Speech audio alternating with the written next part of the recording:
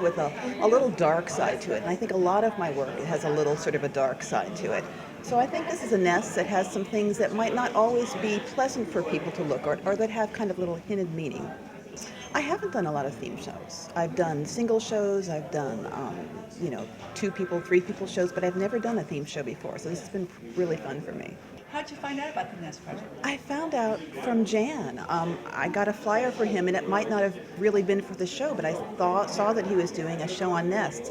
And I had actually just done a whole series of pieces on nests, so it was just serendipitous for me, so it was fun. I don't always do assemblages. The nests have really been a series of things like that. I'm actually, I used to say I was a printmaker, but now I say I'm sort of a mixed media artist, and I do a lot of encaustic. I found a series of really interesting boxes, and I really felt drawn to put things in the boxes.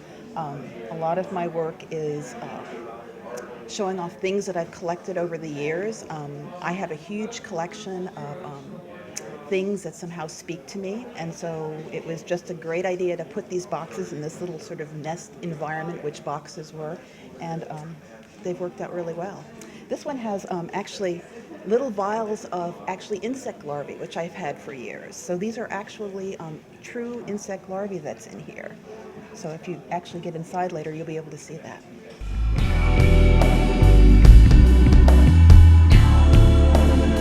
I want to make a relationship that the trees existed, and then I wanted to use the trees to make a statement about nesting, and in this case it's called the nest of time. Using what's there and then using some other recycled materials.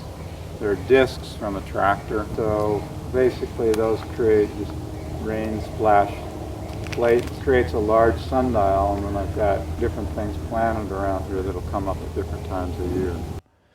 This one felt like it was going into the earth. A lot of things that nest go into the earth, and the tree itself is going into the earth. So it's in a way nesting into its own reality. And so we want to keep the roots, so spent out basically, a couple of weeks just digging out the roots, and then having sort of this hollowness and the spacing in between the roots, which is sort of to me like a nest of how materials, come together. So that's part of the idea, and then of course the idea of rising up was the rest of it, and the idea of balancing.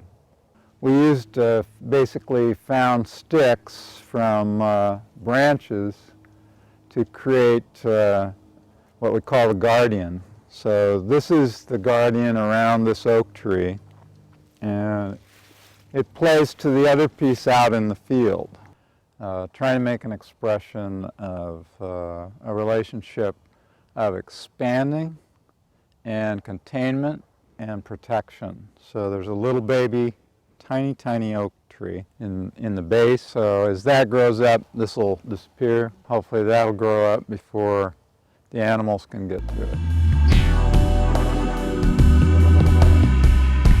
I like the project. I think it was a sort of a daunting task to put the show together because there's so many things and so many people in it. Even though the theme of it, the show is very unified. The idea of nest or things that could exist with the nest, like an egg or a person or there's everything from a simple nest that we think of as birds all the way to the network of cell phones, which we could consider a nest, right? And so, considering the challenge that it was to put together, I think that it looks really great. I think it all actually melts together quite well. But when we first all arrived, we were a bit, taken aback. Yeah. It had grown considerably since we first heard of the show.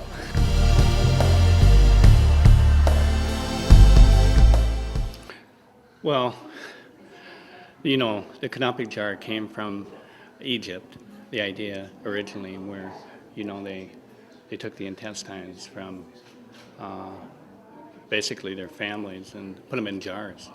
And they were trying to honor them at one point to put them into this symbolic place for afterlife, and also to help the mummification process where it didn't contaminate the the mummification process.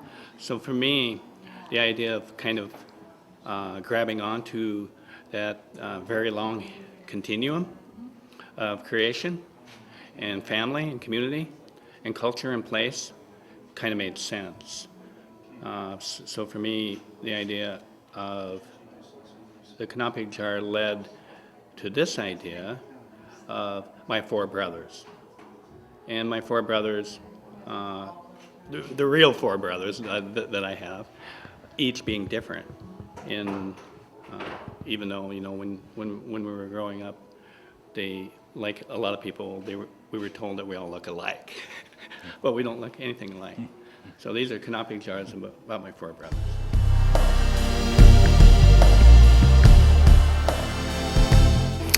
You do also ceramic. Yeah, it's a little variety up here. Brad Mill Drexler, and these are a variety, some anagama fired and some gas fired, and they're inspired, I would say, by swallow nests. I was on the Flathead River in Montana. We were rafting, and there was just maybe a couple miles of the bank with a swallow nest. It was a beautiful image. So that kind of came to my mind when I was asked to do this project.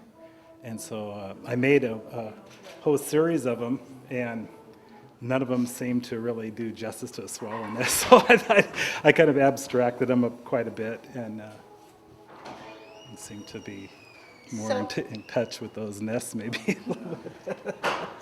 You do a lot of work that relates to like a theme, before it follows a theme, so that in response to a request. Yeah, I don't, and this, I enjoyed that with this project. I never really have had. I really kind of do more, more direct, kind of immediate kinds of reactions to clay, I guess, in general. And this kind of a little bit of a theme was interesting for me and a good thing, kind of helping maybe get more concepts involved, you know, maybe do projects that are having more of a theme to it is good, I think. The nest implies some kind of safety and comfort, but it's still vulnerable to the sky in a literal nest. That's Do you know what I mean? So some of those issues of just personalness, personality in your work, like really dovetail with the idea of nest. So how is this particular viewing of the nest different than the other two venues that we looked at?